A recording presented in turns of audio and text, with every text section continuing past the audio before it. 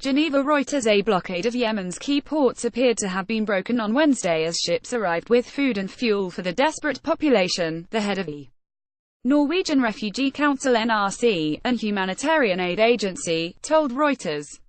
A Saudiled military coalition fighting the armed Houthi movement in Yemen has blockaded Yemeni ports since November 6, after Saudi Arabia intercepted a missile fired towards its capital Riyadh. Although it later eased the restrictions by allowing UN flights and aid ships, that has not changed Yemen's dire situation much. About 8 million people are on the brink of famine with outbreaks of cholera and diphtheria. Today, for the first time, there was a little glimmer of hope. The first commercial goods have arrived in port, and the first ships that were let through this iron grip, NRC Chief Jan Egeland said.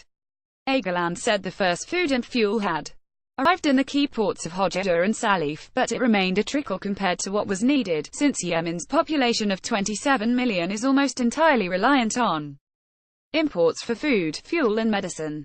We need a lot of ships every single day, and now we've had months with no ships, so I still fear the famine. I still fear starvation. I still fear epidemic disease in new areas.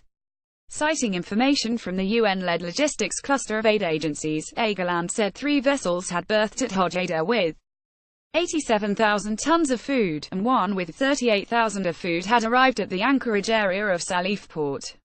There were 7 other vessels with more than 177,000 tons of food waiting to enter Hodeidah anchorage area, as well as 3 vessels with 52,000 tons of fuel.